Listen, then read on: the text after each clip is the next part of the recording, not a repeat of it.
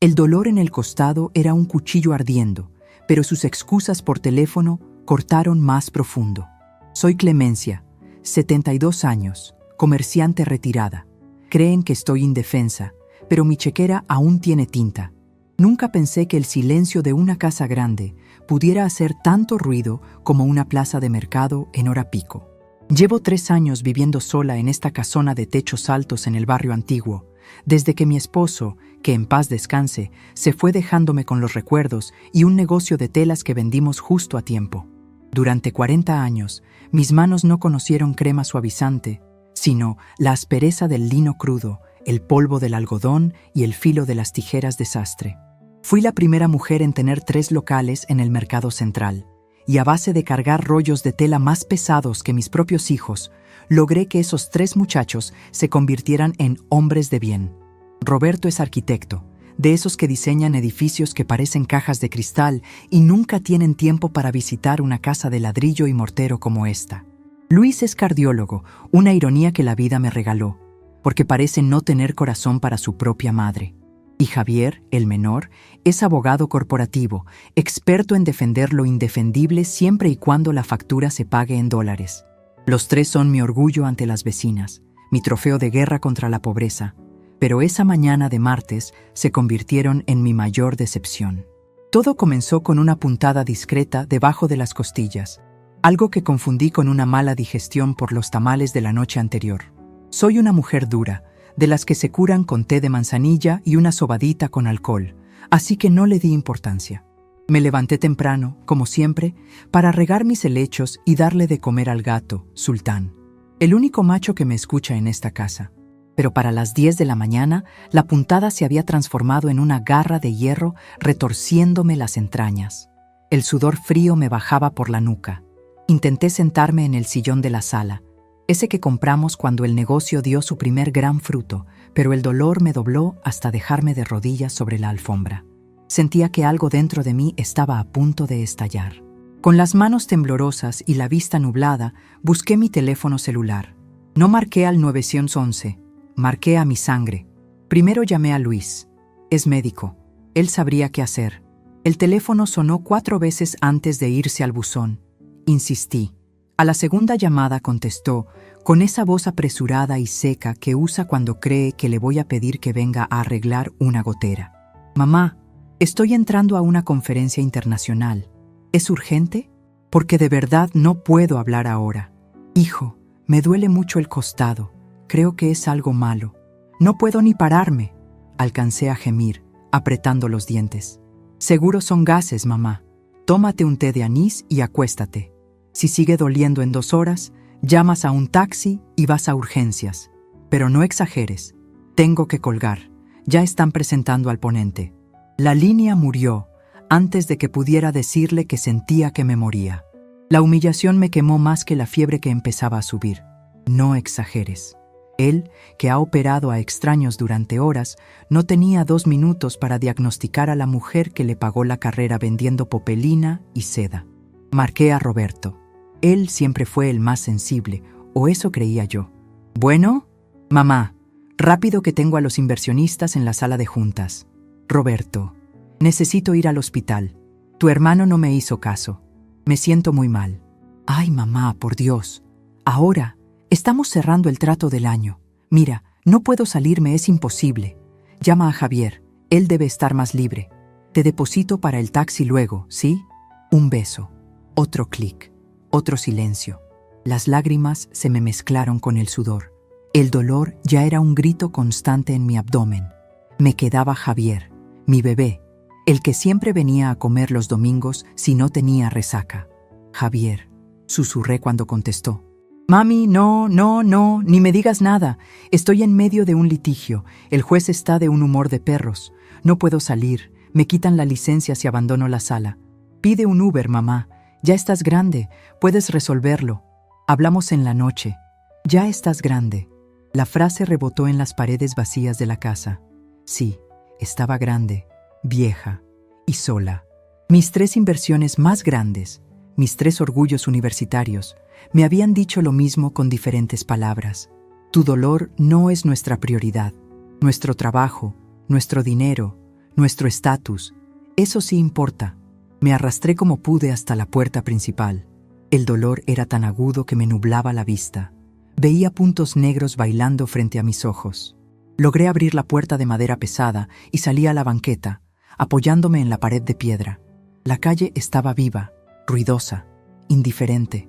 La gente pasaba rápido, mirando sus celulares. Levanté la mano, pero pesaba 1 tonelada. Un auto moderno pasó de largo. Otro me ignoró.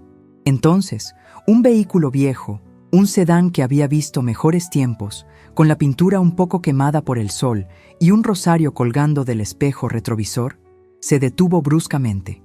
No era un Uber, era un taxi de sitio, de esos que mis hijos dicen que son inseguros y que no debo tomar. El conductor bajó corriendo. No tendría más de 30 años.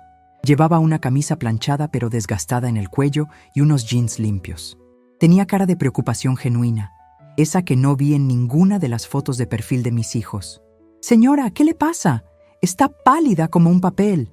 Su acento era de barrio, golpeado pero respetuoso. «Hospital, por favor». Fue todo lo que pude decir antes de que las piernas me fallaran. No esperó a que yo subiera sola. Me sostuvo con una fuerza delicada, como si yo fuera hecha de esa porcelana fina que tanto cuido. Me ayudó a entrar al asiento trasero, acomodó mi cabeza y se subió al volante como un rayo. «Aguante, madrecita. Conozco un atajo. No se me duerma, oiga. Me llamo Mateo. Hábleme, dígame algo. ¿Cómo se llama usted?» «Clemencia», susurré, cerrando los ojos por el dolor de cada bache. «Doña Clemencia, bonito nombre, como de reina. Mire, ya vamos llegando. No se me rinda que mi abuela me mata si dejo que le pase algo a una señora tan elegante».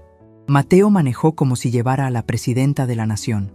Esquivó autobuses, se metió por callejones y tocó el claxon con una urgencia que me hizo sentir, por primera vez en la mañana, que yo le importaba a alguien. Llegamos a urgencias del Hospital General. No era el hospital privado de lujo donde trabaja Luis, porque en mi aturdimiento no supe decirle a dónde ir, y Mateo me llevó al más cercano. Apenas frenó, se bajó y entró gritando por una camilla. Lo vi discutir con el guardia, manotear, exigir. Volvió con 2 enfermeros y me ayudaron a bajar. «Es apendicitis o la vesícula, miren cómo se toca», les decía Mateo, dándoles el diagnóstico que mi hijo el cardiólogo no quiso darme por teléfono. Me subieron a la camilla y el mundo se volvió un remolino de luces blancas y voces metálicas. «¿Familiares?», preguntó una enfermera con una tabla en la mano. Yo iba a decir no, pero sentí una mano callosa y tibia sobre mi hombro. «Aquí estoy yo. Soy su sobrino, Mateo. Yo me encargo del papeleo. Atiéndanla ya». Lo miré entre la bruma del dolor. Mateo, el taxista que me recogió hace 15 minutos, estaba mintiendo para que no me dejaran tirada en un pasillo esperando turno. Mis hijos, mi sangre, estaban en conferencias y juntas. Este muchacho, un extraño, estaba firmando responsabilidades por mí. Me llevaron al quirófano. Lo último que recuerdo antes de que la anestesia me apagara la luz fue la cara de Mateo en la puerta de vaivén, levantando el pulgar y guiñándome un ojo. «Todo va a salir bien, tía Clemencia. Aquí la espero». Desperté horas después. La garganta seca, el cuerpo adolorido pero diferente. Ese dolor agudo y mortal había desaparecido, reemplazado por la molestia sorda de la cirugía. Miré el reloj de pared. Habían pasado 8 horas. 8 horas. Giré la cabeza esperando ver la silla vacía, o quizás a alguno de mis hijos que, carcomido por la culpa, se hubiera dignado a aparecer. Pero no. En la silla de plástico incómoda, dormitando con la cabeza pegada al pecho y una revista de autos vieja en el regazo, estaba Mateo. Se despertó cuando me moví. Se frotó los ojos y sonrió, una sonrisa cansada pero sincera que le iluminó la cara. «Doña Clemencia, vaya susto nos dio. El doctor dijo que la vesícula estaba a punto de reventar. Dijo que si tardábamos 20 minutos más, bueno, que ya no la contábamos». Traté de hablar, pero la emoción me hizo un nudo en la garganta. «Mateo, ¿te quedaste aquí todo este tiempo? ¿Y tu trabajo? ¿El taxi?» Él se encogió de hombros, restándole importancia. «El taxi es de mi patrón. Ya me regañó por teléfono porque no lo he entregado, pero le dije que mi abuela se puso mala. El trabajo va y viene, doña. La vida no. Además, no la iba a dejar sola aquí. No vi llegar a nadie más.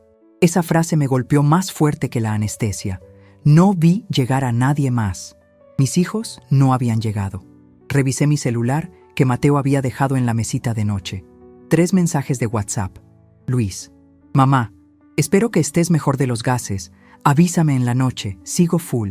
Roberto: ¿ya se te pasó? Te mandé 500 pesos a tu cuenta por si necesitas medicinas. Besos. Javier: mamá, perdón, día de locos.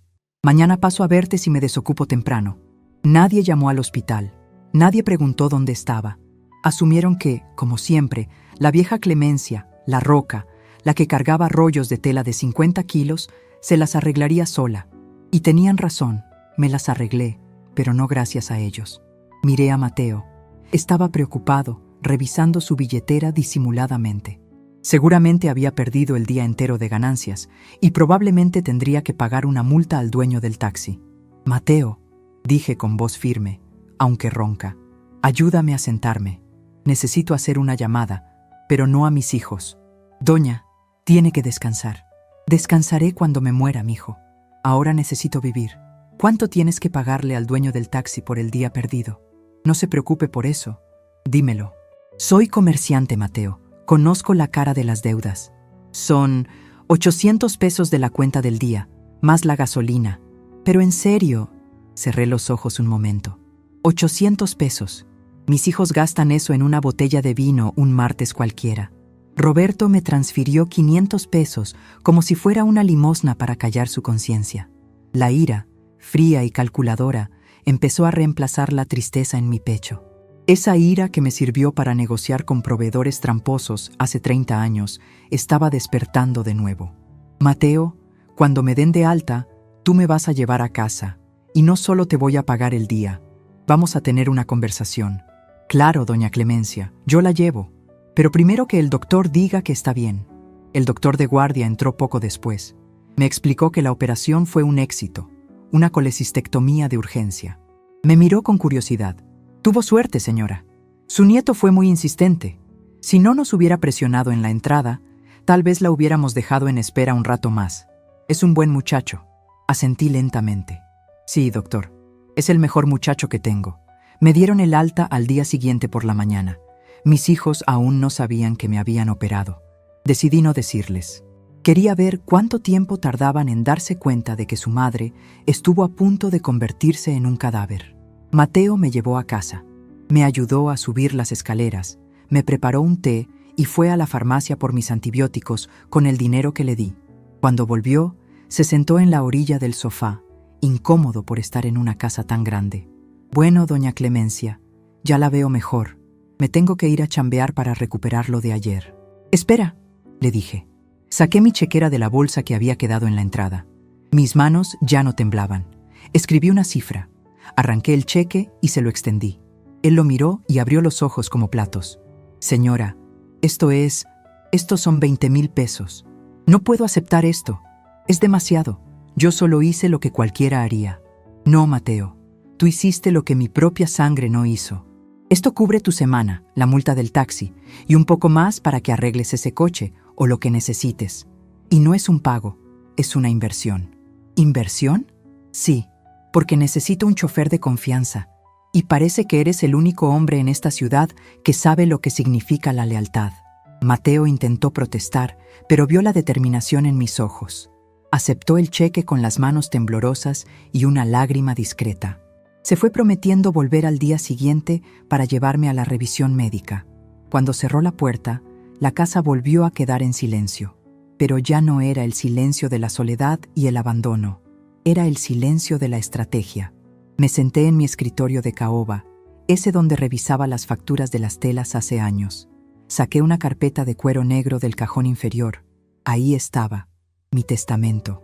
Leí los nombres: Roberto, Luis, Javier. Partes iguales. La casa, los locales comerciales que ahora rentamos a una cadena de farmacias, las cuentas de ahorro, los terrenos en la costa que compré pensando en que mis nietos jugarían ahí, nietos que casi no veo. Todo para ellos, todo para los hombres ocupados que me mandaron a tomar té de anís mientras mi vesícula estallaba. Tomé mi pluma fuente, la pesada de oro que me regaló mi esposo. No taché los nombres con rabia. No rompí el papel. Simplemente marqué el número de mi notario, el licenciado Pineda, un viejo amigo que sabe guardar secretos. ¿Clemencia? ¡Qué milagro!, contestó Pineda. Hola, Ernesto. Necesito verte urgente. ¿Pasa algo malo? Al contrario, me pasó algo muy bueno. Me abrieron los ojos. Necesito revocar mi testamento actual. Quiero redactar uno nuevo, con cláusulas muy específicas. ¿Cambios menores? No, Ernesto. Cambios radicales. Digamos que voy a redistribuir la riqueza familiar basándome en el mérito y no en el ADN. Y necesito que investigues cómo se constituye una fundación benéfica y cómo se puede apadrinar legalmente a un adulto. Colgué el teléfono y miré por la ventana. Allá afuera, la ciudad seguía rugiendo. Mis hijos seguían en sus oficinas de cristal, creyéndose dueños del mundo y de mi herencia. No tenían idea de que la vieja vendedora de telas acababa de cerrar el trato más importante de su vida. Y esta vez, ellos no estaban incluidos en la ganancia. Sentí una punzada en la herida de la operación, pero sonreí. El dolor físico era manejable. El dolor del alma ya tenía cura, y la medicina iba a saberles muy amarga a 3 licenciados muy ocupados. El juego acababa de cambiar, y doña Clemencia había vuelto al negocio. Los días siguientes a la operación fueron una revelación silenciosa, como cuando uno levanta una alfombra vieja y descubre todo el polvo que se ha acumulado debajo sin darse cuenta. Pasé 3 días en cama, siguiendo al pie de la letra las indicaciones del médico, no porque le tuviera miedo a la muerte, sino porque necesitaba recuperar mis fuerzas para la guerra que estaba a punto de declarar. Durante esas 72 horas, mi teléfono celular se convirtió en una herramienta de espionaje. No lo usé para llamar, sino para observar. Mis hijos, mis 3 brillantes profesionales, finalmente aparecieron, pero no de la manera que una madre espera. Luis mandó un arreglo de flores tan grande que parecía corona fúnebre. Venía con una tarjeta impresa por su secretaria. Recupérate pronto, mamá. Te quiero. Dr. Luis Moncada. Ni siquiera se tomó la molestia de firmarla a mano. Roberto vino en persona el segundo día, pero su visita duró exactamente 14 minutos. Lo sé porque cronometré el tiempo desde que escuché el motor de su camioneta hasta que volvió a arrancar. Entró oliendo a loción cara y prisa. Me dio un beso en la frente sin mirarme a los ojos y se pasó el rato tecleando en su celular mientras yo intentaba acomodarme las almohadas. «Mamá, qué bueno que ya estás en casa», me dijo Javier, que fue la vesícula. «Menos mal, ya ves, te dije que no era para tanto», comentó sin levantar la vista de la pantalla. «Oye, por cierto, vi que hay humedad en la pared del pasillo. Habría que arreglar eso. No vaya a ser que se devalúe la propiedad». Ahí estaba. Su preocupación no era mi salud, era el valor de reventa de la casa, la propiedad. Para ellos, yo ya no era su madre, era la cuidadora temporal de su futura herencia. Javier, el abogado, ni siquiera vino. Me mandó un mensaje de voz de 2 minutos explicándome que estaba preparando un amparo muy complicado y que, seguramente yo entendería, que su carrera estaba en un punto crítico. Lo que ellos no sabían es que yo no estaba dormida ni senil, estaba despierta, con los ojos bien abiertos y la mente más clara que nunca. Mientras ellos seguían con sus vidas, yo empecé a hacer mi propia investigación. Saqué las viejas cajas de contabilidad del armario. Durante años, dejé que ellos creyeran que vivía de una pensión modesta y de los ahorros de la venta del negocio de telas. Nunca les corregí cuando asumían que la renta de los locales comerciales apenas me daba para los gastos. Grave error de su parte subestimar a una comerciante. Abrí la caja fuerte empotrada detrás del cuadro de la Virgen de Guadalupe en mi recámara. El olor a papel viejo y metal frío me golpeó. Ahí estaban las escrituras. No solo de esta casa, sino de los 3 locales en el mercado central que ahora renta esa cadena de farmacias famosa.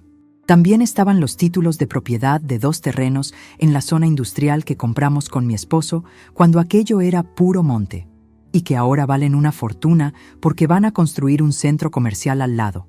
Y, lo más importante, los estados de cuenta de mis inversiones a plazo fijo. Sumé las cifras con la calculadora de botones grandes que siempre me ha gustado. El número final me hizo sonreír con una mezcla de amargura y poder.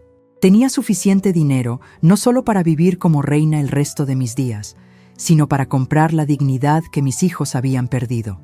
Ellos veían a una viejita que tejía chambritas. Yo estaba sentada sobre un imperio de concreto y pesos que ellos ya se habían gastado en sus cabezas. Esa tarde, Mateo llegó puntual a las 4. Había insistido en venir a echarme un ojo después de entregar el taxi al final de su turno.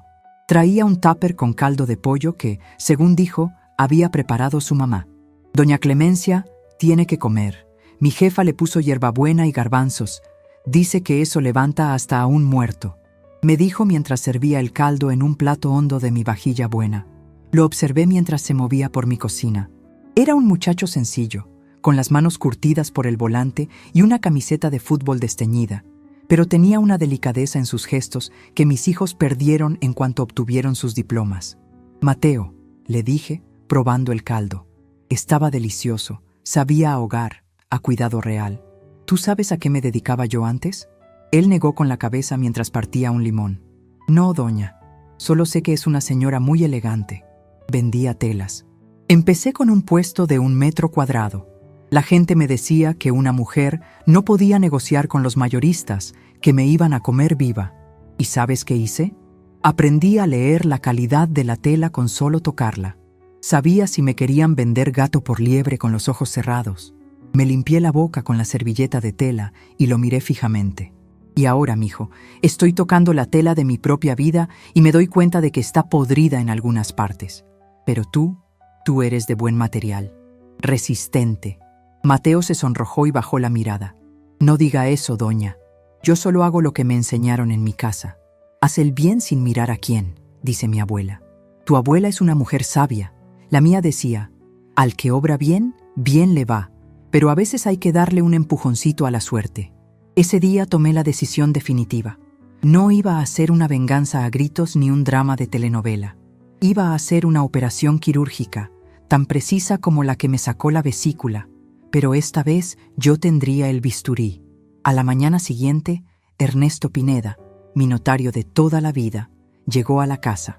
Ernesto es un hombre de mi edad, con bigote canoso y trajes que siempre huelen a tabaco de pipa, aunque ya no fuma. Nos sentamos en el comedor, con todos los papeles desplegados sobre la mesa de roble. Clemencia, mujer, cuando me dijiste por teléfono que querías cambios radicales, pensé que exagerabas, dijo Ernesto, ajustándose los lentes mientras revisaba el borrador que yo había garabateado. ¿Estás segura de esto? Desheredar a los hijos es, bueno, es legalmente posible si justificamos la ingratitud, pero va a causar una guerra. No los voy a desheredar técnicamente, Ernesto. Eso les daría pie a impugnar el testamento diciendo que estoy loca. No, vamos a ser más listos.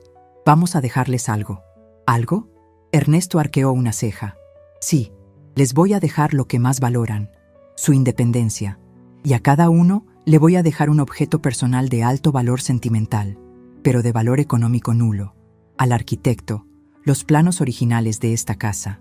Al médico, el estetoscopio viejo de su padre, que ni sirve.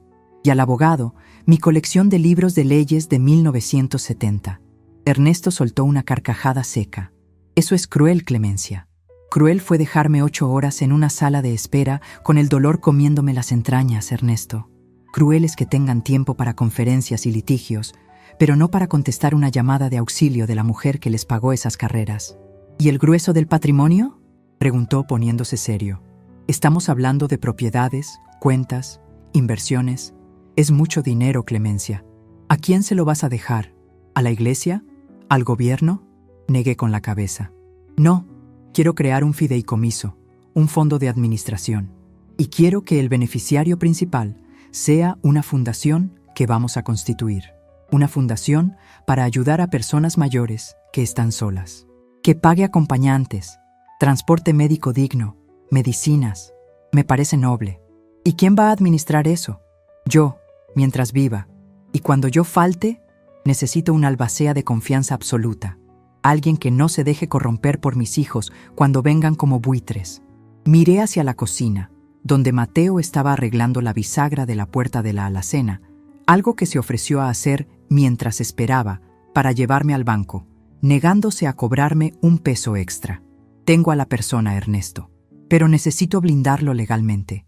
Necesito que lo protejas tanto que ni el mejor bufete de abogados de este país pueda tocarlo. Ernesto siguió mi mirada y comprendió. ¿El taxista? Clemencia, es un riesgo. No lo conoces. Lo conozco más que a mis hijos, Ernesto. En 8 horas de agonía, ese muchacho me mostró más humanidad que mis 3 profesionales en los últimos 10 años. Él me limpió el sudor, Ernesto. Me sostuvo la mano. Mis hijos me mandaron emojis. Pasamos las siguientes 4 horas redactando cláusulas.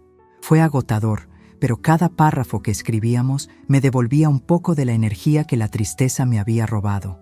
Me sentí como en mis mejores tiempos en el mercado, cerrando tratos, moviendo piezas, asegurando el futuro.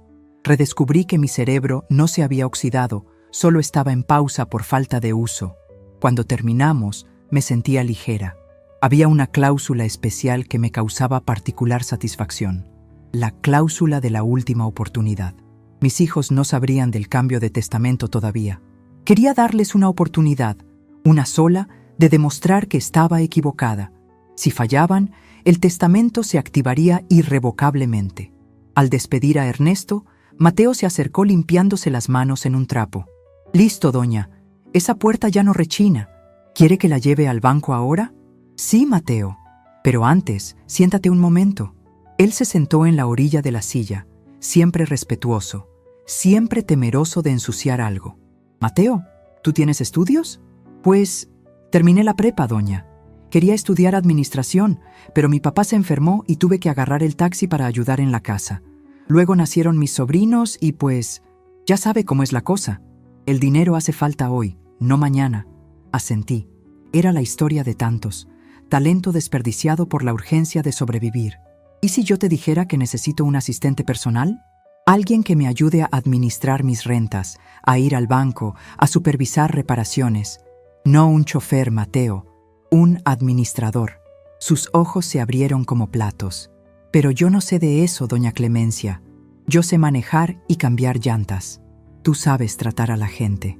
Sabes resolver problemas. Sabes esperar 8 horas en una silla incómoda por lealtad. Lo demás se aprende. Yo te enseño. Te voy a pagar el triple de lo que sacas en el taxi. Y te voy a pagar la universidad nocturna si quieres estudiar esa carrera que dejaste. Mateo se quedó mudo. Se le llenaron los ojos de lágrimas y miró hacia el techo, como buscando aire. Doña, ¿por qué hace esto? Apenas me conoce. Porque necesito mis piernas y mis ojos, Mateo. Y tú necesitas una oportunidad. Es un negocio. Yo pongo el capital y la experiencia. Tú pones la juventud y la fuerza. ¿Trato hecho? Le extendí la mano. Él la tomó con firmeza, pero con cuidado. Su mano era rasposa, honesta. Trato hecho, doña Clemencia. No le voy a fallar. Se lo juro por mi virgencita. Más te vale, chamaco, porque soy una jefa muy exigente. Esa noche, acostada en mi cama, miré el techo alto de mi habitación. Ya no me sentía sola. Me sentía como una generala antes de la batalla. Tenía a mi teniente, tenía los recursos y tenía el elemento sorpresa. Tomé mi celular y escribí en el grupo de WhatsApp que tengo con mis 3 hijos, ese que se llama Familia Moncada, y en el que casi nunca escriben nada que no sea para presumir sus viajes. Hijos, el domingo voy a hacer una comida. Necesito hablar con ustedes de algo importante sobre la herencia y las propiedades. Por favor, no falten.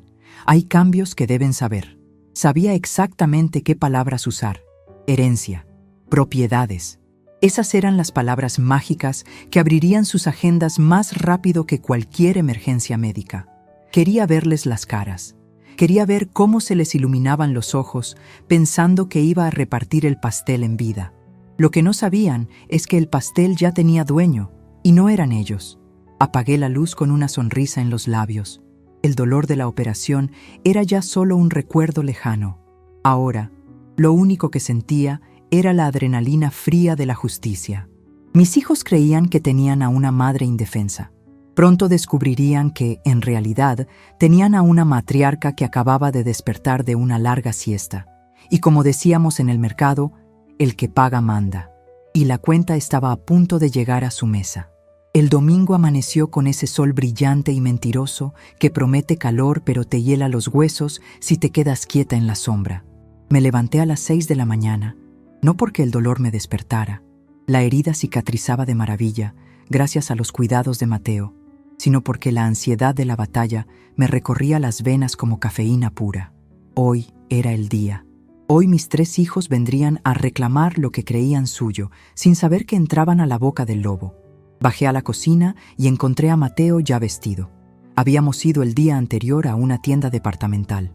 Le compré 3 pantalones de vestir, 4 camisas de botones y unos zapatos decentes. Al principio se negó, diciendo que parecía disfrazado, pero le recordé que para el papel que iba a jugar, la imagen era su armadura. Hoy llevaba una camisa azul cielo remangada hasta los codos y se veía limpio, serio, un hombre de confianza. Estaba exprimiendo naranjas con una concentración absoluta. «Buenos días, jefa», me saludó, secándose las manos. «Ya puse a enfriar el vino blanco que me dijo, y el pedido del restaurante llega a la 1 en punto. ¿Cómo se siente?» «Me siento como una araña que acaba de terminar su telaraña, Mateo. Lista y paciente. No iba a cocinar. Durante 40 años les cociné sus platillos favoritos. Lasaña para Roberto, filete para Luis, chiles en nogada para Javier. Me pasaba días enteros oliendo a cebolla y ajo para verlos comer en 15 minutos y salir corriendo. Hoy no. Hoy pedí un banquete del mejor restaurante de comida oaxaqueña de la ciudad. Si querían comer de mi mesa, les costaría, aunque fuera simbólicamente, el esfuerzo de verme gastar su herencia. Acomodamos la mesa del comedor principal, esa mesa larga de caoba para 12 personas que no usábamos desde la Navidad de hace 5 años. Puse el mantel de lino belga, la vajilla de porcelana con bordes de oro y las copas de cristal cortado. Todo tenía que gritar «dinero». Todo tenía que recordarles lo que estaban a punto de perder si no pasaban la prueba. A la 1:30, el timbre sonó con esa insistencia desesperada de la gente que cree que su tiempo vale más que el del resto del mundo. «Yo abro», dijo Mateo, mirándome para recibir aprobación. «Abre, mijo, y recuerda, espalda recta, mirada al frente. No eres el servicio, eres mi mano derecha». Me quedé sentada en la cabecera, con la espalda erguida y las manos cruzadas sobre el bastón de madera fina que había decidido usar hoy. No lo necesitaba realmente para caminar, pero le daba un toque de autoridad, como un cetro real. Escuché las voces en el vestíbulo. «¿Y tú quién eres? ¿Dónde está la señora de la limpieza?» Esa era la voz de Luis, arrogante como siempre. «Buenas tardes. Soy Mateo, el asistente personal de la señora Clemencia. Pasen. Los está esperando en el comedor». Hubo un silencio espeso, de esos que se pueden cortar con cuchillo. Entraron al comedor en fila india, como niños regañados pero con trajes de marca. Roberto venía con su esposa, una mujer que siempre me mira como si yo fuera un mueble viejo que desentona con su decoración minimalista. Luis venía solo. Seguramente su tercera esposa tenía algo mejor que hacer. Y Javier, mi pequeño Javier, venía tecleando en su celular hasta que levantó la vista y me vio. «¡Mamá!», exclamó Javier, guardando el teléfono. «¿Te ves? Te ves muy bien. Pensé que, bueno, por el mensaje sonaba a que estabas grave o algo así». «Estoy mejor que nunca, hijo. Siéntense». La comida se enfría. Los 3 se acomodaron, intercambiando miradas de confusión. Sus ojos escaneaban la habitación, buscando signos de demencia, de enfermedad, de decadencia, pero solo encontraron opulencia y orden, y a Mateo, que se quedó de pie junto al trinchador, vigilante y silencioso. «Mamá, ¿quién es este muchacho?», preguntó Roberto, señalando a Mateo con un gesto despectivo de la barbilla. «¿Es el enfermero? Porque si necesitas enfermero, pude haberte mandado a uno de mi confianza, no a un extraño». «Mateo no es enfermero, Roberto, es mi administrador. Y sírvanse el mole, por favor. Es de Los Danzantes, su favorito». La palabra administrador cayó como una bomba en medio de la sopa. Las cucharas se detuvieron a medio camino. Luis soltó una risita nerviosa, de esas que usa cuando un paciente le hace una pregunta que considera estúpida. «¿Administrador? Mamá, por favor, tú no tienes nada que administrar que no sepamos. Las rentas de los locales se depositan solas y la pensión te llega al banco. ¿Para qué necesitas pagarle a alguien? Seguro te está cobrando un ojo de la cara. Corté un pedazo de pollo con una calma que me sorprendió a mí misma. De eso hablaremos luego. Coman. No me gusta hablar de negocios con el estómago vacío. El almuerzo transcurrió en una tensión creciente. Ellos comían rápido, nerviosos, bebiendo más vino del necesario. Yo comía despacio, saboreando cada bocado y cada momento de su incomodidad. Les pregunté por sus vidas, no por cortesía, sino para medir su egoísmo. ¿Y cómo va el hospital, Luis?, pregunté. Bien, mamá, bien. Mucho trabajo, ya sabes, salvando vidas, conferencias. Estoy agotado. Por eso no he podido venir a verte. El estrés es brutal. Me imagino. Debe ser duro no tener ni 5 minutos para hacer una llamada. Luis se atragantó un poco con el vino. No es eso, mamá, es que a veces uno pierde la noción del tiempo. Claro, el tiempo es relativo, ¿verdad? 8 horas pueden parecer 5 minutos si uno está en una conferencia, y 5 minutos pueden parecer una eternidad si uno está esperando una ambulancia. Se hizo un silencio sepulcral. Javier me miró con los ojos entrecerrados, su instinto de abogado detectando una trampa. ¿De qué hablas, mamá? ¿Te pasó algo? Me operaron, Javier. Hace 5 días, de urgencia. Casi me revienta la vesícula. Los 3 soltaron los cubiertos al mismo tiempo. El ruido de la plata contra la porcelana sonó como un disparo. ¿Qué?, gritó Roberto. ¿Y por qué no nos avisaste? Les avisé, dije, tomando un sorbo de agua. A los 3. Los llamé mientras me retorcía de dolor en la alfombra de la sala. Luis me dijo que eran gases. Roberto me dijo que estaba en una junta. ¿Y tú, Javier? Me dijiste que pidiera un Uber porque te quitaban la licencia si salías del juzgado. Sus caras se transformaron. Pasaron de la sorpresa a la vergüenza y luego, rápidamente, a la defensiva. Es increíble ver cómo la mente humana trata de justificar lo injustificable para no sentir culpa. Mamá, yo pensé que exagerabas, balbuceó Luis.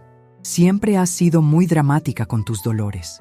Además, nunca dijiste que era grave, añadió Roberto. Si hubieras dicho, me estoy muriendo, habríamos salido corriendo. Pediste dinero para el taxi, mamá, dijo Javier, como si estuviera presentando una prueba en la corte. Si hubieras dicho, hospital, es otra cosa. Sonreí, una sonrisa fría. No importa, ya pasó, estoy bien. Y estoy bien gracias a que un desconocido me recogió, me llevó, esperó 8 horas en la sala de espera y me trajo de vuelta. Ese desconocido es Mateo. Se giraron para ver a Mateo, que seguía inmutable junto a la pared. Ahora lo miraban con una mezcla de hostilidad y miedo. Ya no era el servicio, era la competencia. Ah, ya entiendo, dijo Roberto, recostándose en la silla y cruzando los brazos. Así que es eso, el buen samaritano que se aprovecha de la viejita vulnerable. Mira, muchacho, no sé qué te ha prometido mi madre, pero te voy advirtiendo que esta familia tiene abogados y recursos. Si piensas sacarle dinero, ¡basta! Golpeé la mesa con la palma de la mano. El sonido resonó en el comedor y los hizo saltar. Hacía años que no alzaba la voz. En esta casa se respeta a mis invitados, y Mateo es mi invitado y mi empleado. Y hablando de dinero, que es lo único que realmente les interesa y la razón por la que vinieron corriendo un domingo, hablemos de la herencia. El ambiente cambió instantáneamente. La codicia es un animal curioso. Hace que la gente olvide la vergüenza en un segundo. Se inclinaron hacia adelante, como lobos oliendo sangre fresca. Mamá, no es que nos interese el dinero, mintió Javier suavemente. Es solo que nos preocupa que tomes decisiones precipitadas. Ya estás grande y a veces, bueno, la gente se aprovecha. Queremos proteger el patrimonio que papá y tú construyeron. El patrimonio que yo construí, corregí.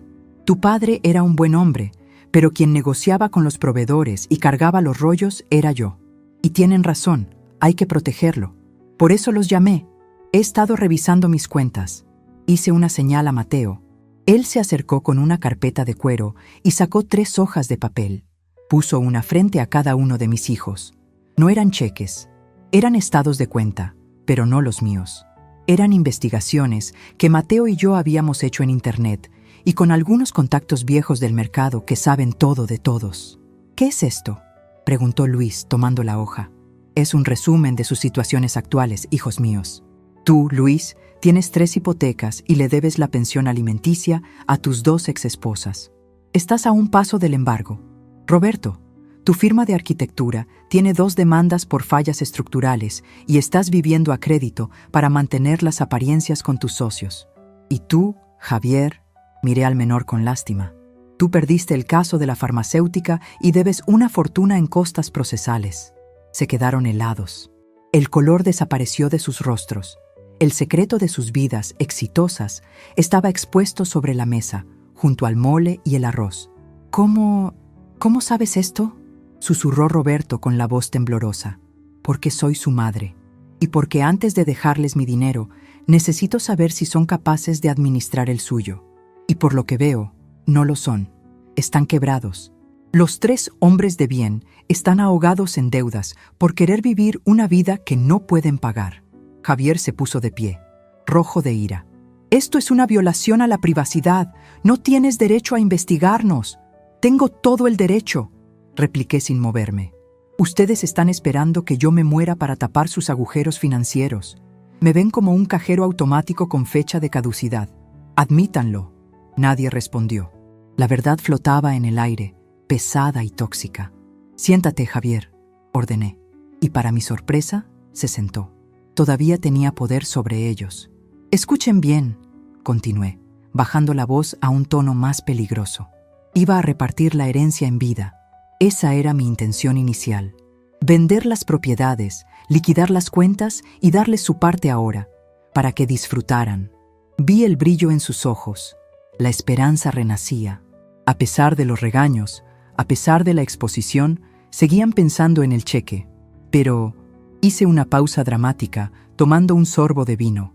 Después de lo del martes y después de ver estos números, he cambiado de opinión. No puedo darles dinero a quienes no saben cuidarme ni a mí ni a su propio capital. Mamá, por favor, intervino Luis con voz suplicante. Fue un error. Lo del martes fue un error terrible. Nos sentimos fatal, te lo juro. Pero no nos castigues así. Necesitamos... Bueno, la familia se ayuda, ¿no? Exacto. La familia se ayuda. Por eso les voy a dar una oportunidad. La última. Saqué un sobre blanco de mi bolsillo. No había nada escrito en él. Aquí adentro están las condiciones para que ustedes sigan siendo mis herederos principales. No es dinero lo que les pido, es tiempo, es cuidado. ¿Qué tenemos que hacer?, preguntó Roberto rápidamente. Durante los próximos 3 meses, necesito atención constante. Tengo terapias de rehabilitación, tengo citas médicas, tengo que arreglar asuntos legales. Quiero que se turnen. Uno de ustedes vendrá cada día a comer conmigo. Me llevarán a mis citas, me acompañarán al parque, sin teléfonos, sin prisas, sin excusas de tengo una junta. Quiero ver a mis hijos, no a los profesionales. Intercambiaron miradas de pánico. 3 meses, diario. Para ellos, eso era más costoso que cualquier cantidad de dinero. Su tiempo era su Dios, y yo les estaba pidiendo que sacrificaran a su ídolo. Mamá, eso es muy complicado, empezó Javier. Yo tengo juicios en otras ciudades. Yo tengo cirugías programadas con meses de antelación, dijo Luis. Y yo no puedo dejar la oficina sola tanto tiempo, mamá. Se cae el negocio, añadió Roberto. Suspiré. Era la respuesta que esperaba. Pero una pequeña parte de mi corazón de madre, esa parte estúpida y sentimental que nunca muere, deseaba que dijeran que sí. Que dijeran, claro, mamá, lo que sea por ti. Pero no. Primero sus agendas, luego su madre. Ya veo, dije, guardando el sobre de nuevo en mi bolsillo. Es complicado, entiendo. Bueno, entonces tendremos que hacerlo de otra manera. Me giré hacia Mateo. Mateo, trae los documentos azules, los que firmamos con el licenciado Pineda. Mateo asintió y fue al estudio. Regresó con una carpeta azul marino, gruesa y oficial. La puso frente a mí. Como ustedes están muy ocupados para cuidar a su madre, dije, acariciando la carpeta, he decidido profesionalizar mi cuidado. A partir de hoy, Mateo queda encargado de toda mi logística médica, doméstica y financiera. Él tendrá firma autorizada en mis cuentas de gastos corrientes para asegurar que nada me falte. ¿Firma autorizada?, gritó Luis, poniéndose de pie de un salto. ¡Estás loca! ¡Te va a robar! ¡Es un taxista, por el amor de Dios! Es un hombre que estuvo ahí, ustedes no. Y para que estén tranquilos, o quizás para que no lo estén, quiero que sepan que esta carpeta contiene el borrador de una reestructuración de mis activos. Abrí la carpeta y dejé que vieran la primera página. El título leía: Constitución de Fideicomiso de Asistencia y Bienestar Clemencia Indá, de Moncada. ¿Qué es un fideicomiso?, preguntó la esposa de Roberto, que no había hablado en toda la comida. Significa, querida, le contestó Javier con la cara pálida, que los bienes dejan de ser propiedad directa de mamá y pasan a una entidad que los administra bajo ciertas reglas. Significa que ya no hay herencia directa.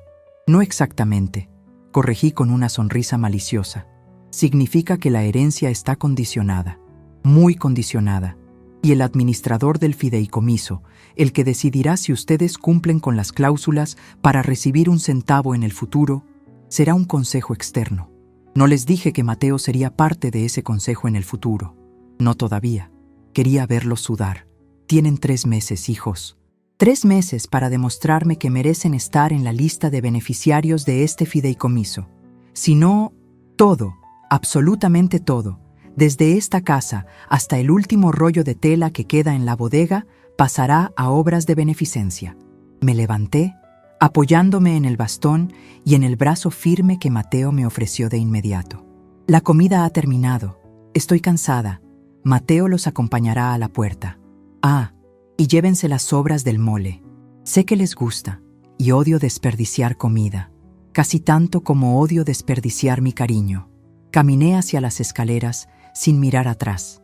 Escuchaba sus murmullos frenéticos, sus reclamos a Mateo, sus voces llenas de miedo y rabia.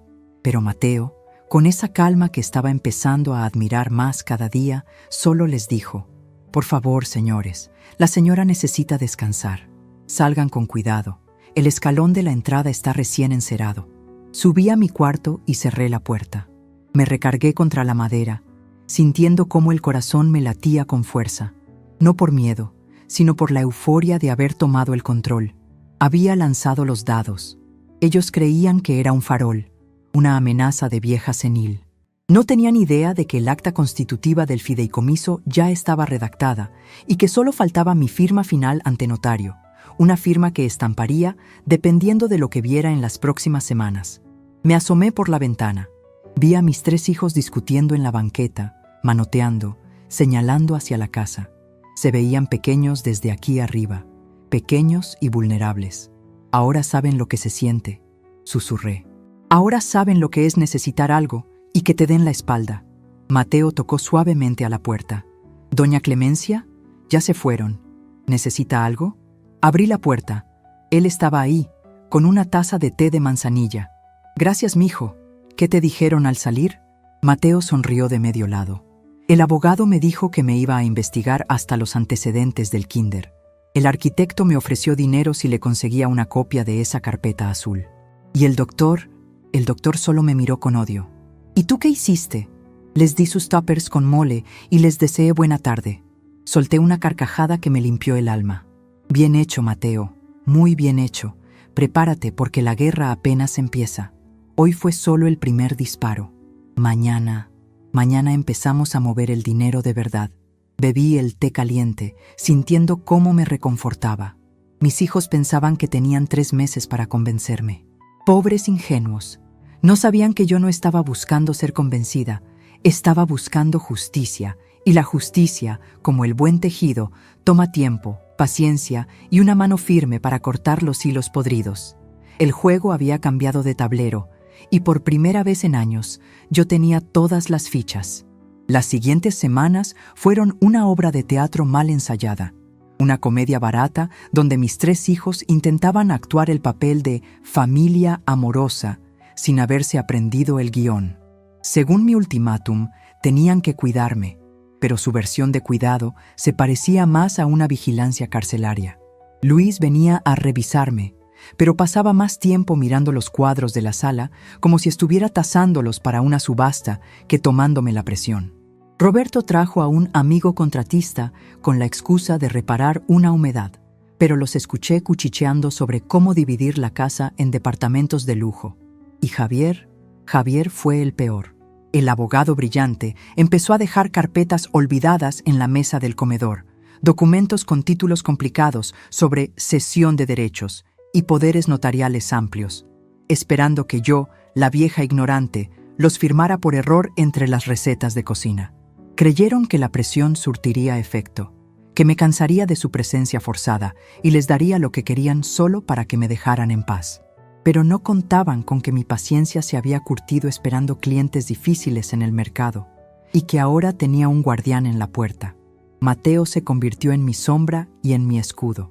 Cada vez que mis hijos intentaban arrinconarme, él aparecía mágicamente con una bandeja de té o una llamada urgente del contador. Su presencia los desquiciaba.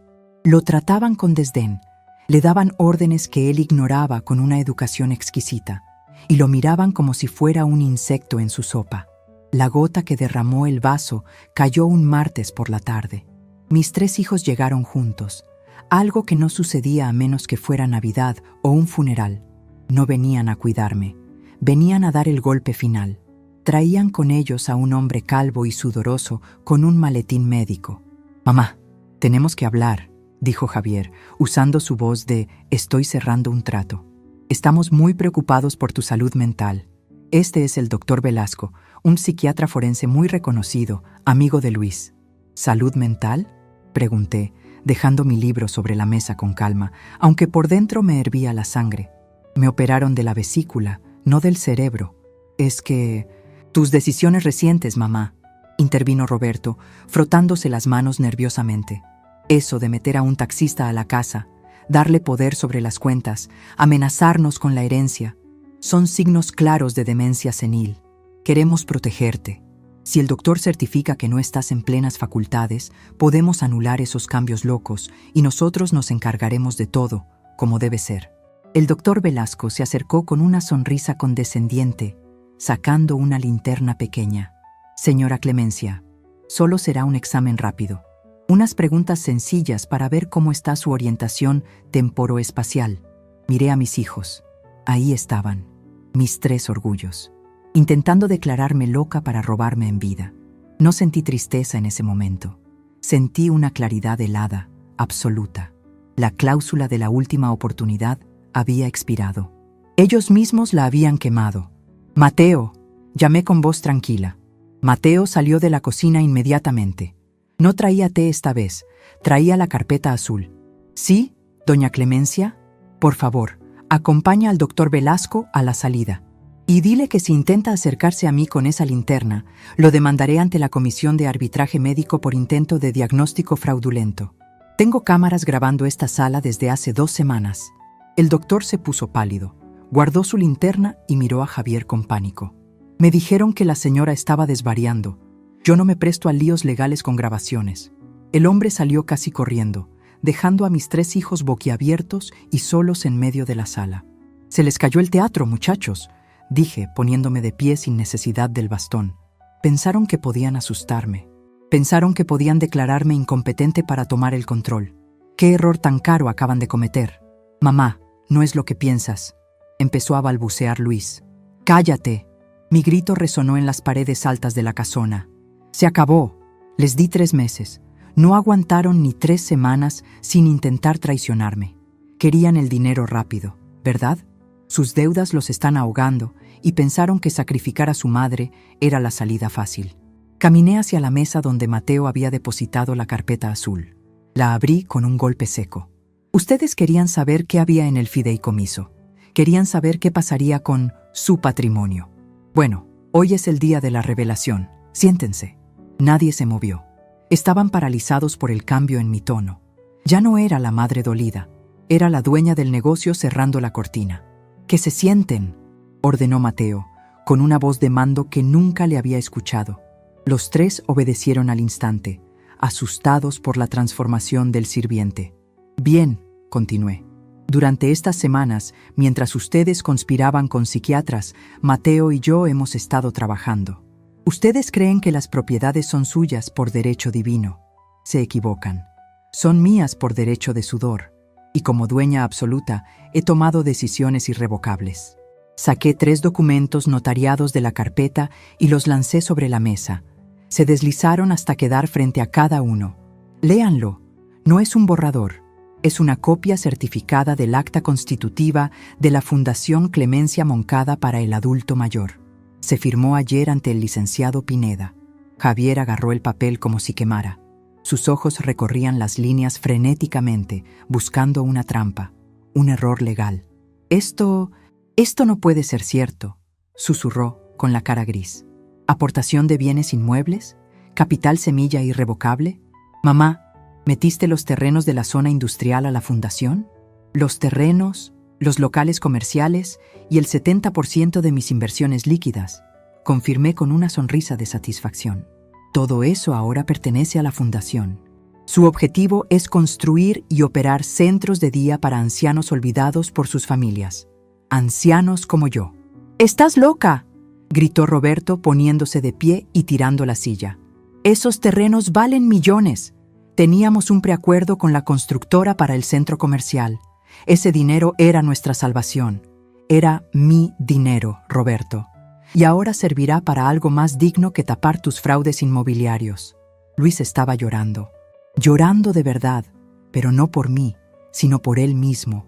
Mamá, por favor, me van a quitar la casa, el consultorio. Debo 3 meses de la hipoteca. Si no tengo ese aval, estoy acabado. Deberías haberlo pensado antes de dejarme 8 horas en una silla de plástico, hijo. Un cardiólogo debería saber que el corazón tiene memoria. Javier, siempre el estratega, intentó el último recurso. Miró a Mateo con odio puro. Tú le lavaste el cerebro. Esto es manipulación de incapaz. Vamos a impugnar esto. Vamos a ir a juicio y vamos a demostrar que este taxista muerto de hambre se aprovechó de una anciana vulnerable. Te voy a meter a la cárcel, infeliz. Mateo no retrocedió. Dio un paso al frente, poniéndose entre Javier y yo. Cruzó los brazos sobre su pecho, tranquilo, sólido como una roca. Ahórrese la saliva, licenciado. En la página 4, inciso B, puede leer la estructura del Consejo de Administración. Javier pasó las hojas con dedos temblorosos. Leyó en voz alta, con la voz quebrada. Se designa como directora vitalicia a la señora Clemencia Moncada y como director operativo y secretario del Consejo, con poder de veto y firma mancomunada, al señor Mateo Ramírez. El silencio que siguió fue absoluto. La realidad les cayó encima como una losa de concreto. No solo habían perdido el dinero, habían perdido el poder. El taxista, el extraño, el nadie, era ahora el guardián legal de la fortuna familiar. Imposible, murmuró Luis. ¿Le diste el control a él? ¿A un extraño antes que a tu propia sangre? Él se ganó el lugar que ustedes dejaron vacío, respondí suavemente. La sangre te hace pariente, Luis, pero la lealtad te hace familia. Mateo no solo administra la fundación, Mateo administra mi bienestar. Y mientras yo viva, y después de que yo muera, él se asegurará de que cada centavo se use para ayudar a gente que sí lo merece. Roberto se dejó caer en la silla, derrotado. ¿Y nosotros? ¿Qué nos queda? ¿Nos dejas en la calle? No, dije, suavizando un poco el tono, aunque sin perder la firmeza. Lean la última cláusula, la cláusula de la dignidad. Javier leyó, con los ojos rojos de ira contenida. La fundación podrá, a discreción del Consejo Directivo, otorgar préstamos de emergencia a familiares directos de la fundadora, sujetos a aprobación unánime, presentación de un plan de pagos y prestación de servicios comunitarios obligatorios en los centros de la fundación. Exacto, dije. No les voy a regalar nada. Si quieren ayuda para salvar sus casas o sus carreras, tendrán que pedirla formalmente a la fundación. Tendrán que presentar un plan de negocios real y tendrán que pagarlo trabajando. Tú, Luis, darás consultas gratuitas a los ancianos 2 veces por semana. Tú, Roberto, supervisarás el mantenimiento de los edificios sin cobrar honorarios. Y tú, Javier, llevarás los asuntos legales de los residentes pro bono. ¿Trabajar gratis?, escupió Javier. ¿Y pedirle permiso a Mateo para que nos preste dinero? Es humillante. Es justicia, Javier. Es la primera vez en sus vidas que van a tener que ganarse lo que reciben. Y sí, tendrán que entenderse con Mateo. Él es mi mano derecha. Si no les gusta, La puerta es muy ancha. Pueden irse y ver cómo resuelven sus deudas solos. Los tres se miraron. El orgullo luchaba contra la necesidad. Eran hombres arrogantes, pero estaban quebrados. Sabían que no tenían otra opción. El banco no espera, y la madre indefensa acababa de cerrar la bóveda. Esto es increíble, dijo Roberto, negando con la cabeza, pero sin levantarse para irse. Nos has atrapado. Los he salvado de ustedes mismos, corregí. Les estoy dando la oportunidad de ser hombres de verdad, no parásitos con título universitario. Me acerqué a Mateo y le puse una mano en el hombro. Él me sonrió, una sonrisa cómplice y protectora. Caballeros, la reunión ha terminado. Mateo tiene que llevarme a ver cómo va la remodelación del primer local. Si deciden aceptar las condiciones, pueden presentar sus solicitudes por escrito en la oficina de Mateo a partir del lunes. Él revisará sus agendas y les dará cita. Mis hijos se quedaron sentados alrededor de la mesa vacía, con los documentos de su derrota frente a ellos. Parecían niños regañados, pequeños ante la magnitud de su error. Habían venido a declarar loca a la reina para quedarse con el reino y terminaron convertidos en los bufones de la corte. Mateo me ofreció su brazo para salir del comedor. «¿Vamos, doña Clemencia? El arquitecto de la obra nos espera, y esta vez es un arquitecto que sí sabe llegar a tiempo». Caminamos hacia la salida con la cabeza en alto. No miré atrás. No necesitaba hacerlo. Sabía que se quedarían ahí un buen rato, digiriendo la amarga medicina que ellos mismos se habían recetado. Al salir a la calle, el sol de la tarde me golpeó en la cara, cálido y brillante. Por primera vez en años, el aire no olía a soledad, olía a victoria. «Mateo», dije mientras él me abría la puerta del coche, que ya no era un taxi viejo, sino una camioneta cómoda que compramos para la fundación. «¿Viste la cara de Javier cuando leyó tu nombre?» «La vi, jefa. Parecía que se había tragado un limón entero con todo y cáscara». «Eso, mi querido Mateo, es el sabor de la humildad. Y me temo que van a tener que acostumbrarse a esa dieta». Arrancamos dejando atrás la casona y a los 3 hombres que la habitaban temporalmente. El poder había cambiado de manos. Ya no estaba en las manos de quienes creían merecerlo por apellido, sino en las manos de quienes demostraron merecerlo por corazón. Y yo, Clemencia, la vendedora de telas, finalmente había tejido la mejor pieza de mi vida. La transformación estaba completa, pero el trabajo apenas comenzaba. Mis hijos tenían un largo camino de redención por delante, y yo tenía toda la intención de disfrutar cada paso del viaje, sentada en el asiento del copiloto, con la música a todo volumen y el control total del destino. Han pasado 6 meses desde aquella tarde en que mis 3 hijos salieron de mi casa con el orgullo hecho pedazos y una carpeta llena de condiciones bajo el brazo. Si alguien me hubiera dicho hace un año que mi viejo almacén de telas, ese galerón frío donde guardaba los rollos de lino, se convertiría en el lugar más cálido de la ciudad, le habría dicho que estaba loco. Pero aquí estoy, sentada en una silla cómoda, no de lujo, sino cómoda, viendo cómo Casa Clemencia funciona como un reloj suizo, pero con corazón latino. Ya no me despierto pensando en mis dolores ni en el silencio de mi casona. Ahora me levanto a las 6, porque tengo una responsabilidad. El centro de día para adultos mayores que fundamos con el dinero que mis hijos creían suyo está lleno de vida. Hay música de marimba sonando bajito en el patio, huele a café de olla y a pan recién horneado, y por todos lados se ven cabecitas blancas moviéndose, platicando, jugando dominó o simplemente tomando el sol sin miedo a la soledad. Yo no soy solo la fundadora que cortó el listón. Soy la que revisa que los frijoles no estén salados y que las sábanas de la enfermería estén limpias. Mateo pasa por mi lado con una tabla de apuntes y un teléfono en la oreja. Ya no viste camisetas de fútbol. Lleva una camisa blanca impecable y pantalones de vestir, aunque sigue usando esos tenis cómodos porque no para de caminar en todo el día. Jefa, ya llegó el proveedor de la fruta y le conseguí un descuento del 10% en la farmacia para los medicamentos del mes, me dice, guiñándome un ojo antes de seguir su camino. Es el director operativo más eficiente que he visto. Aprendió rápido que administrar una fundación se parece mucho a manejar un taxi. Hay que saber esquivar baches, conocer los atajos y tratar a la gente con respeto para llegar a buen destino. Pero lo más sorprendente no es la transformación del lugar, sino la de mi personal obligado. Mis 3 hijos están aquí, cumpliendo sus horas de servicio comunitario como requisito indispensable para que la fundación apruebe los préstamos que los mantienen a flote. No es bonito ver a un hombre de 50 años pedir permiso para ir al baño, pero es necesario. Miro hacia el consultorio improvisado en la planta baja. Ahí está Luis, mi hijo el cardiólogo eminente. No lleva su bata con bordados de oro, ni está en un quirófano inteligente.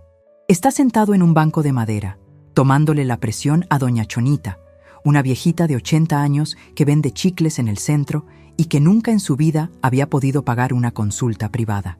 «Doctor, ¿cómo me oye el corazón?», pregunta ella con una sonrisa chimuela. Veo a Luis suspirar, secarse el sudor de la frente y sonreírle de vuelta. Una sonrisa cansada, pero, por primera vez en años, genuina.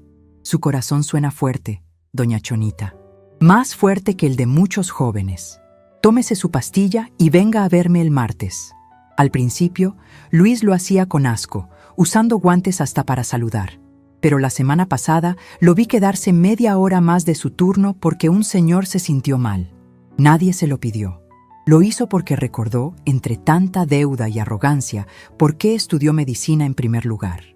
En el patio trasero, Roberto está discutiendo con el albañil, pero no con la prepotencia de antes. Está arremangado, con mezcla de cemento en los zapatos, explicando cómo hacer una rampa para sillas de ruedas que cumpla con la normativa, pero que no cueste una fortuna. Su empresa de arquitectura sigue en números rojos, pero aquí, viendo cómo los abuelos usan las instalaciones que él supervisa, ha encontrado algo que sus edificios de cristal nunca le dieron: gratitud inmediata. Mamá, señora presidenta, me llama Roberto cuando me ve acercarme. Ya quedó la instalación del gas y, bueno, sobró un poco de material, así que diseñé unas jardineras para que las señoras puedan sembrar sus hierbas de olor sin agacharse. Asiento, ocultando mi satisfacción. Buena iniciativa, Roberto. Pásale el presupuesto a Mateo para que te lo autorice. Él hace una mueca al escuchar el nombre de Mateo. Todavía le duele el orgullo, pero asiente y va a buscarlo. Ya no hay gritos ni amenazas de demandas.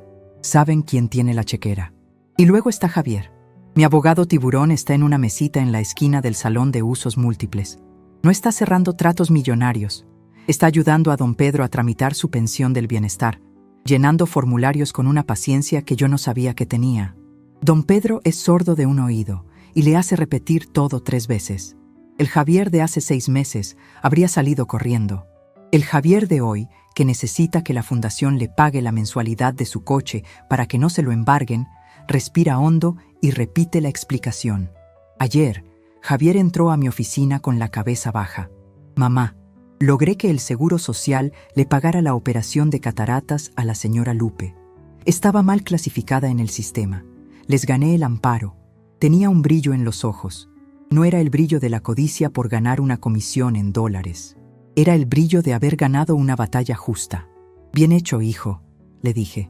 «Eso vale más que cualquier bono corporativo. Pero no olvides pasar tu reporte de horas a Mateo. La dinámica de poder ha cambiado, sí, pero también ha cambiado la atmósfera familiar.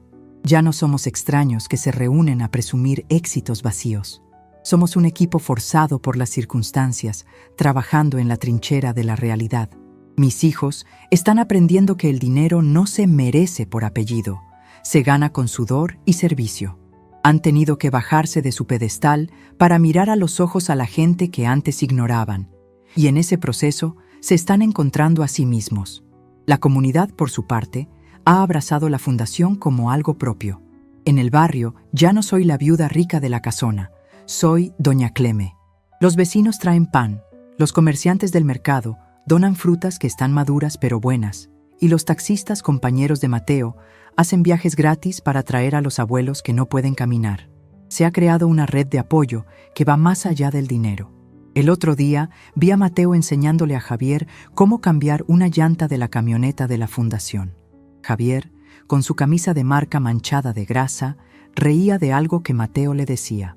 «No apriete tanto la tuerca, licenciado, que luego se barre. Es con maña, no con fuerza. Gracias, director. Oye, ¿tú crees que podrías adelantarme un vale de gasolina? Es que la quincena está lejos. Pase a la oficina en 10 minutos. Si tiene sus reportes al día, vemos qué se puede hacer. Verlos así, colaborando, aunque sea a regañadientes por parte de Javier, me llena de una paz extraña. Mateo no los ha humillado. Podría haberlo hecho. Tiene el poder para hacerles la vida imposible, para vengarse de cómo lo trataron aquel domingo. Pero Mateo tiene una nobleza que mis hijos desconocían. Los trata con firmeza, sí, pero con justicia. Les ha enseñado más sobre liderazgo en estos meses que todas sus maestrías en el extranjero. Me siento en una banca del jardín bajo la sombra de una jacaranda. El dolor de la operación es un recuerdo lejano, una cicatriz pálida en mi abdomen que me recuerda el día que volví a nacer. Miro mis manos, arrugadas y con manchas de la edad, pero fuertes.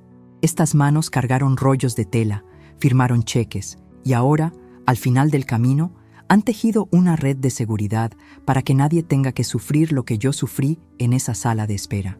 A veces me pregunto qué hubiera pasado si mis hijos hubieran llegado ese día, si me hubieran llevado al hospital privado, si me hubieran llenado de flores y luego hubieran vuelto a sus vidas.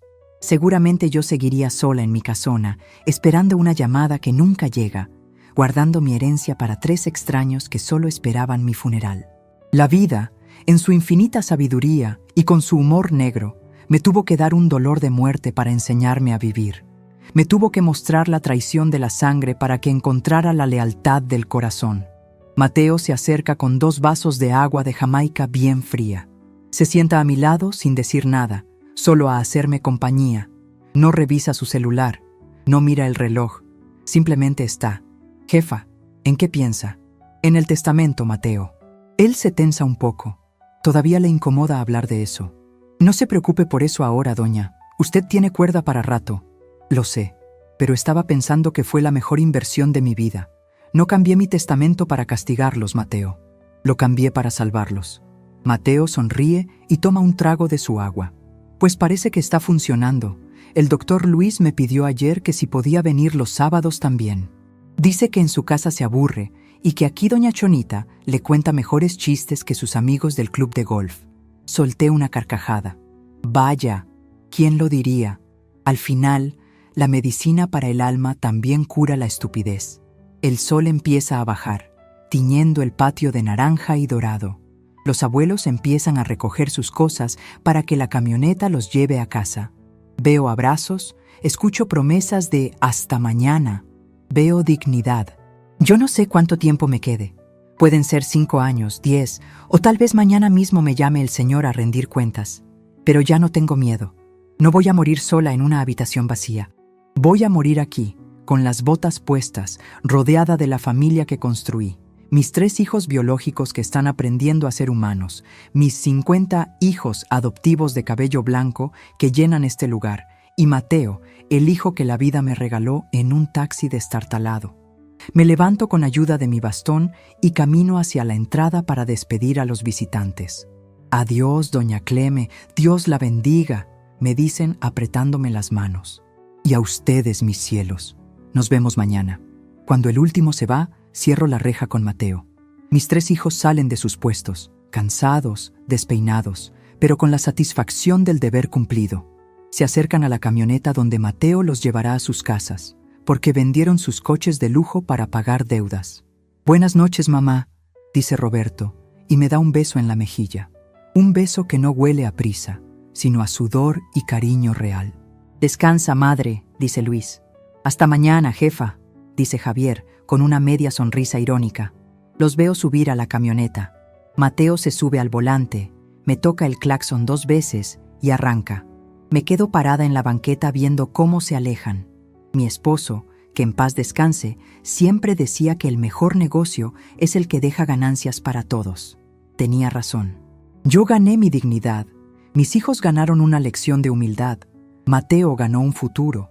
Y cientos de ancianos ganaron un hogar. Entro a la casa, que ya no se siente grande ni vacía, se siente llena. Camino hacia el retrato de mi esposo en la sala y le guiño un ojo. Lo logramos, viejo, y no tuvimos que vender ni un metro de tela.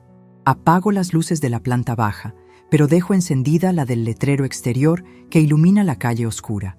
Fundación Clemencia Moncada. Aquí nadie se queda atrás. Subo las escaleras despacio, saboreando cada paso. Mañana será otro día de trabajo duro, otro día de firmar cheques y supervisar menús, otro día de enseñarles a mis hijos a ser hombres, y no lo cambiaría por nada del mundo. Porque al final del día, la vejez no es el final del libro, es el capítulo donde por fin entiendes de qué se trataba toda la historia.